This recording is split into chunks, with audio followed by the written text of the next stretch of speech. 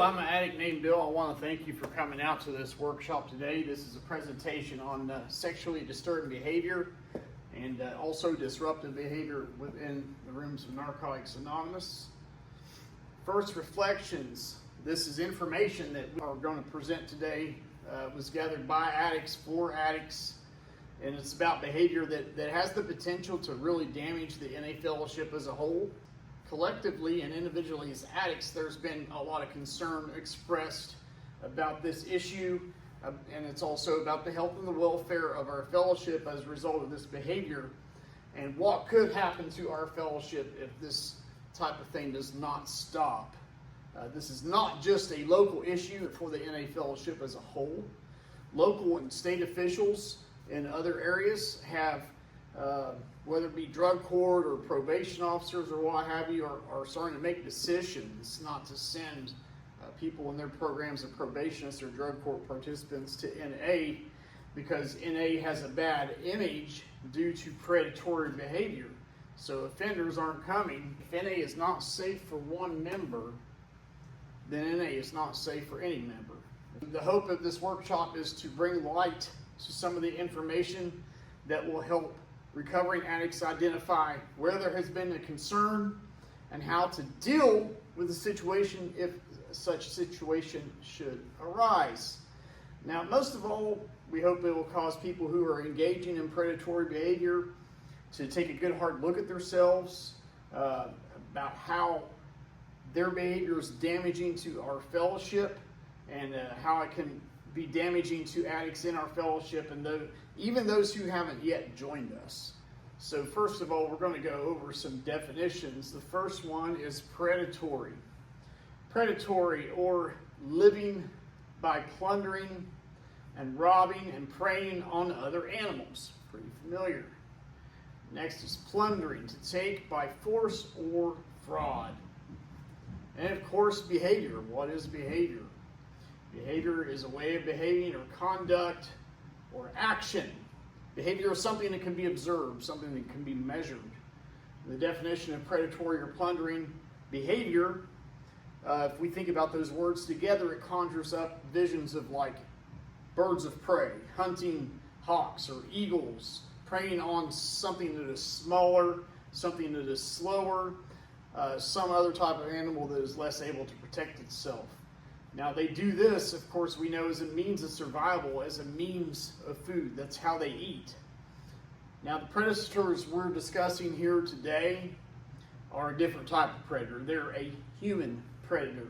Human predators prey on people who they deem that is weaker than them, that they deem is not as important as them or expendable, someone that they see as easy prey, someone that they might see as lame, defective, or unable to protect themselves, and so on. So the term predator is used as a label for anyone who preys upon others. The predator may not even realize that they're doing it. They may not even realize they're preying on other people.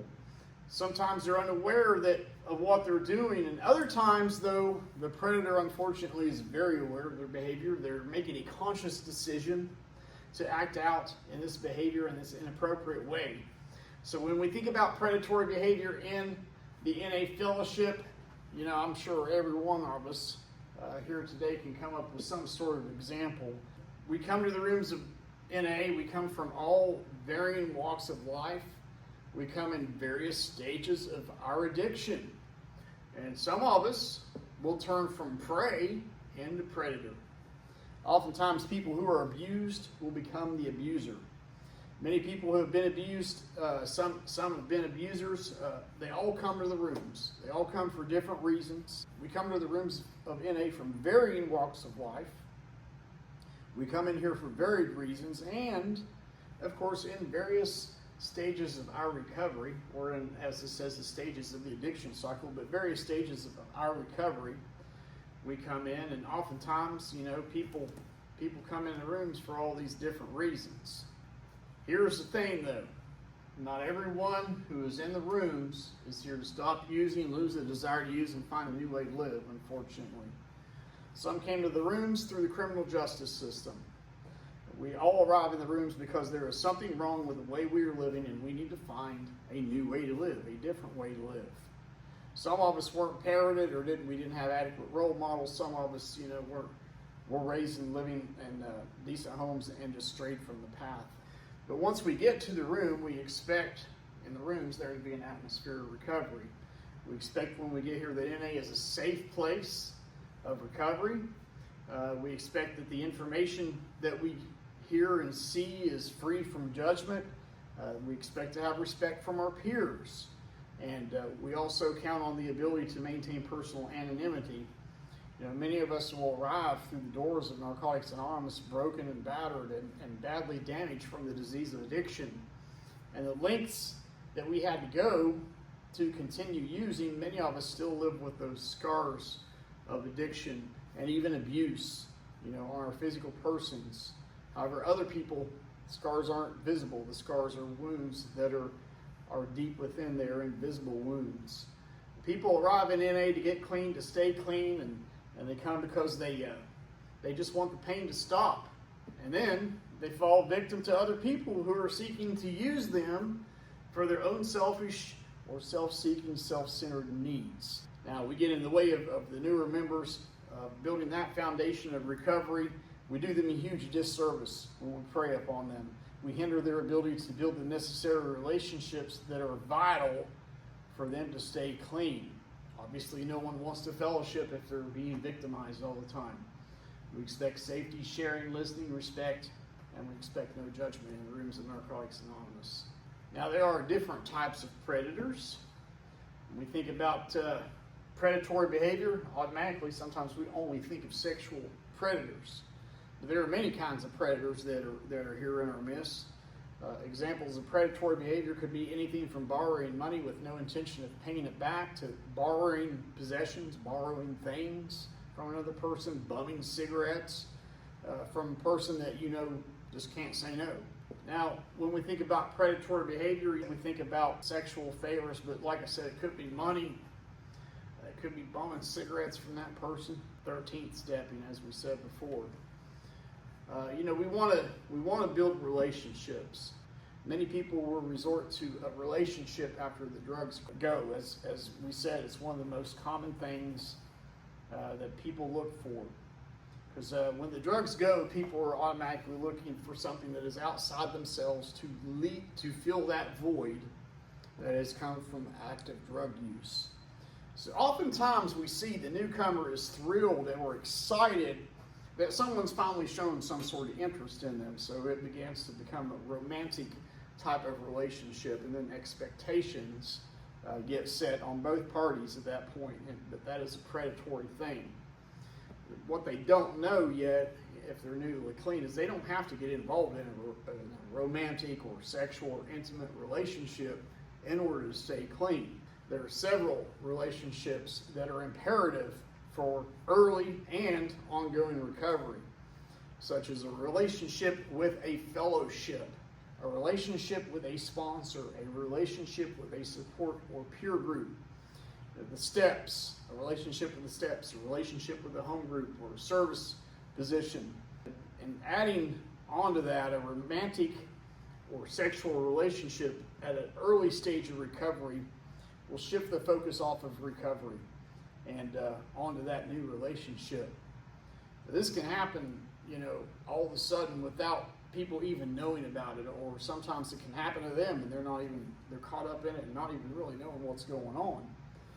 When someone, female or male, gets involved into a romantic or intimate relationship with someone who is new or returning to NA, is a problem for both parties. It may not be evident immediately, but ultimately this could cause damage. It's often overheard when a person with time is confronted about getting into a new relationship with a newcomer or a returning newcomer. Well, they are a newcomer. They've been clean before, so it's okay. So it's a good idea for this person, for whatever reason, that didn't stay clean in the previous attempts, to get involved in a new relationship. No, I don't think so. Because it shifts the focus off of their own recovery. And it is not okay. Let's repeat, it is not okay to get involved in any relationship that takes the focus off recovery. People come into the rooms of NA and they have many issues with interpersonal relationships, many failed interpersonal relationships. Many were raised in abusive homes or have some sort of abuse history in their lives. And some people grew up pleasing others to get by. And others, use manipulation to get what they needed. Some believed they needed to engage in sexual activity in order to be loved, in order to feel loved, and so on. Everybody has the right to feel safe and to recover in the rooms of Narcotics Anonymous. And we have the responsibility to ensure that the rooms are a safe place for people in any stage of recovery. When the rooms of NA are unsafe for one addict, they are unsafe for any addict and every addict. When the rooms of NA are unsafe then for addicts, they may not come to the rooms. And as a result, they may die. So we have a responsibility to make the rooms of NA as safe as possible. This might require that this behavior is confronted when it's observed. Talking to people who are engaging in this behavior should be kind of considered like doing a 12th step call. It shouldn't be something that is done alone. Some may believe that confronting someone with a more than a one-to-one would be intimidating. Some may say, well, that's intimidating, but there's strength in numbers. And more likely, if there's more than one of us that go to confront them, then we're more likely to act in spiritual principles. Some also will say, well, this is an outside issue, and we don't have the right to confront people who are engaging in this sort of behavior. In this fellowship, we are the eyes and ears of each other. When we do something wrong, or it's our fellow addicts that help us by showing us what we cannot see for ourselves. We sometimes find ourselves being caught up in a whole cycle of old ideas, and we do this inventory. We constantly review our feelings, we review our thoughts. That's if we are to stay enthusiastic and to continue to grow in spiritually, then we need to constantly be taking this inventory. And the enthusiasm will aid us in our ongoing recovery as long as we keep that. So this implies that it is acceptable and even advisable to approach someone who is engaging in predatory behavior and explaining to them why this behavior is dangerous. Predatory behavior can be brought up in group meetings within the group. It can be brought up as a topic. It can be actually added to the clarity statement. We can add it to that. Anything that affects an addict's life in Narcotics Anonymous is relevant to be shared within the meeting. And it's relevant to be shared with a sponsor, in the meeting, with peers, with your support group. Here in NA, every single member of the group is precious to the group. And as precious, the group is also precious to every individual that's part of it. And we've never experienced the kind of attention and personal care that we have found in the NA program. We're accepted, we're loved for who we are, not in spite of who we are. And, no one can revoke our membership or make us do anything that we choose not to do. If a predator interferes with our primary purpose, then addressing that becomes our primary purpose immediately. We are, as this says, we are each other's eyes and ears. When we do something wrong, our fellow addicts help us by showing us what we cannot see. We sometimes find ourselves caught up in old ideas. We need to constantly review our feelings and thoughts if we are to stay enthusiastic to grow spiritually. This enthusiasm will aid our ongoing recovery. And that's from our basic text 6th edition on page 104. So the question again, is it okay to confront someone who's engaging in predatory behavior? Absolutely. Absolutely. Obsessive behavior is a common denominator for addictive people with the disease of addiction. We have times when we have to fill ourselves up until we are satisfied, and then we just discover that there's no way that we can ever be satisfied. That's part of our addictive pattern, is that we never ever get enough. Sometimes we forget Sometimes we think that if we get enough food, enough sex, or enough money, we'll be satisfied and everything will be all right. Self-will still leads us to make decisions based on manipulation, based off of ego, based off of lust and false pride. We don't like to be wrong. None of us like to be wrong. Our egos tells us that we can always do it on our own. But loneliness and paranoia quickly return. We find we cannot really do it alone. When we try, things get worse. We need to be reminded of where we came from and that our disease will get progressively worse if we use. Also, if we engage in predatory behavior, it'll get progressively worse. This is a fellowship when we need the fellowship. So how can we enforce or how can we encourage a group to address a problem on an individual or in circle of vulnerable person? How do we do that? The group's autonomy stops when their actions or lack thereof affect NA as a whole. We've seen examples of groups that were resistant to an area's pleas, to an area's request, that have not addressed the issue of predatory behavior. And we're not here to protect or prosecute. We're here to encourage.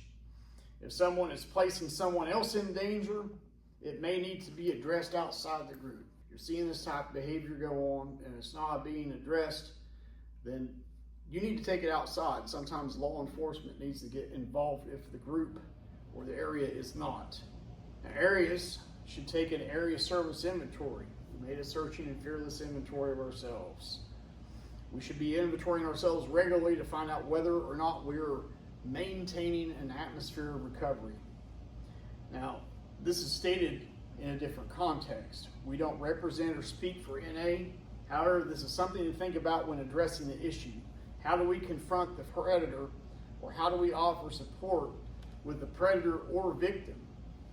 Either of them might not see the confronting person as a friend trying to help, but rather the group or the fellowship just is meddling in their lives. So this is something that we do as a group, and we absolutely must think about and come up with a solution for it. You know, while autonomy gives us certain freedoms, it also implies personal responsibility for our actions and for the continued well-being of Narcotics Anonymous's groups. We exercise our responsibility to the fellowship by taking an inventory of our behavior and how we hold meetings. Our group exercises its autonomy in a responsible way when it takes care to consider the common welfare of the fellowship as a whole before it acts. You know, something happens when we practice the steps and we learn to apply the principles in our individual lives. We develop an awareness of our behavior and its effects on ourselves and others. Membership is a personal decision reached by individual addicts. We can do a lot to allow addicts the freedom to make decisions and reaffirm their commitment to recovery. So there's still the autonomy piece of it. We can help them feel comfortable in our groups by greeting them at the door, by sharing with other addicts before or after the meeting, and exchanging telephone numbers. We try to make sure that any addict who attends our meeting is not turned away. To the extent that it is possible, we choose the most accessible locations for our meetings. We may choose the format that reflects an invitational tone. Most of all, we encourage every addict to keep coming back. The group will also want to examine its identity as a group. When we were using, most of us looked out for ourselves and ourselves alone, not giving any thought to another's welfare. An NA recovery group, on the other hand, is founded on its members' commitment to one another. So does the 10th tradition tell us that as individual addicts, we must not talk in meetings about challenges we face? No, it does not. While a particular problem may be an outside issue, its effect on recovery is not. Everything affecting the recovery addict's life is material for sharing. I said, predatory behavior, share on it in your groups. Put it in your clarity statements. Because if a problem we are having impacts our ability to stay clean our ability to carry the message, to grow spiritually, then it is not an outside issue. The question is, do I contribute to the atmosphere of recovery? Am I taking part in that responsibility? Because it is the responsibility of every home group member to be the eyes and ears of other members and look out for predatory behavior from anyone. Okay, disturbing behavior is behavior that interferes with peace and security or integrity with meetings and its members. This is disturbing behavior. So have 2 to 3 home group members discuss with the offending member after the meeting if they are disruptive or engaging in predatory behavior. And again, make a statement as part of the meeting format. No predatory behavior will be tolerated. Discuss this type of behavior. It's not just sex. It's about money. It's about clothing. It's about rides. It's about a place to live, even living situations. It can evolve into all kinds of different behaviors. And of course, if you see your friends engaging in this, then confront them. Confront them about their predatory behavior. Home group members should take the lead in making everyone feel comfortable, walking the walk that everyone is welcome regardless. Get out of your comfort zone. Reach out to groups that are isolated geographically or by culture. If they're isolated just by culture, make sure they know about the message about predatory behavior in the rooms. Create and maintain an atmosphere of recovery is up to every individual member.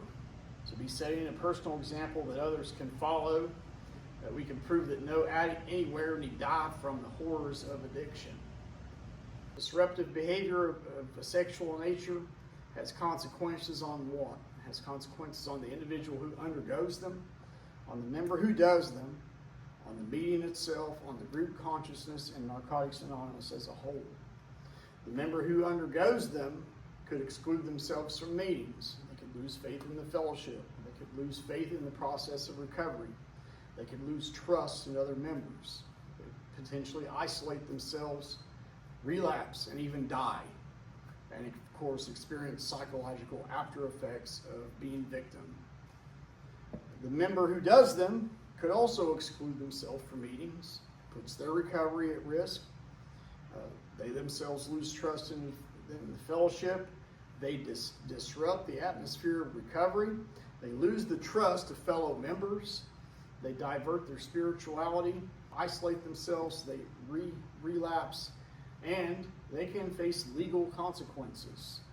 The meeting could, if it goes on in the meeting or area, could lose the atmosphere of recovery, could lose unity, could divert from spiritual principles, could lose the feeling of security, and of course turn away from the message of Narcotics Anonymous.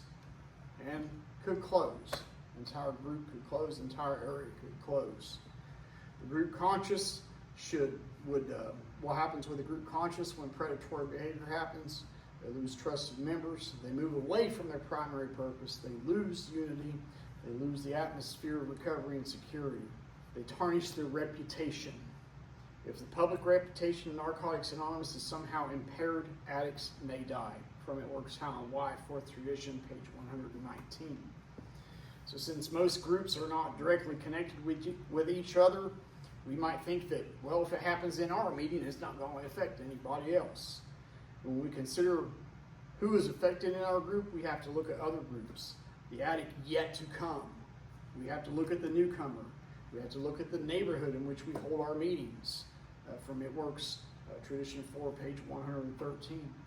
So that concludes our presentation, and now I'll open the floor up for questions.